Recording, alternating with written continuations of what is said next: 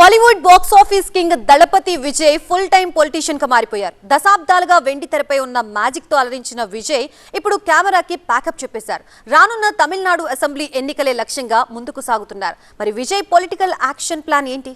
తమిళ super star Thalapathy Vijay retirement ప్రకటించారు. మలేషియాలో జరిగిన Jananayagan audio launch event stage పై అదిరిపోయే స్టెప్పులేసి ఫ్యాన్స్ ని దిల్ ఖుష్ చేసిన విజయ్ కాసేపటికే ఈ షాకింగ్ అనౌన్స్మెంట్ చేశారు. 69వ చిత్రంగా తెరకెక్కుతున్న జననాయగన్ సినిమానే తన చివరి సినిమా అని విజయ్ ప్రకటించాడు.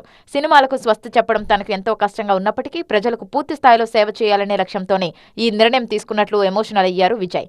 ఇంతకాలం తనను సపోర్ట్ చేసిన వారి కోసం మరో 30 ఏళ్లు నిలబడతానన్నారు. సినిమా పరంగా ఆయనకు ఇదే ఆఖరి ఈవెంట్ కావడంతో ఈ కార్యక్రమానికి వేలాది సంఖ్యలో విజయ్ అభిమానులు తరలివచ్చారు. జననాయగన్ మూవీ ఒక పవర్ఫుల్ పొలిటికల్ యాక్షన్ థ్రిల్లర్ గా రాబోతోంది. ఇదే చివరి సినిమా కావడంతో విజయ్ రాజకీయ ఆశయాలకు ఆయన పార్టీ సిద్ధాంతాలకు అద్దం పట్టేలా ఈ కథను సిద్ధం చేసినట్లు సమాచారం.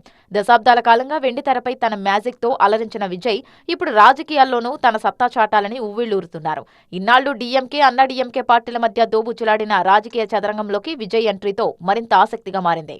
ఇప్పటికే 2026లో జరగబోయే తమిళనాడు అసెంబ్లీ ఎన్నికలే లక్ష్యంగా విజయ్ దూకుడు పెంచారు. క్షేత్రస్థాయిలో పార్టీ క్యాడర్ను బలోపేతం చేస్తూ ఎన్నికలకు గ్రౌండ్ ప్రిపేర్ చేస్తున్నారు.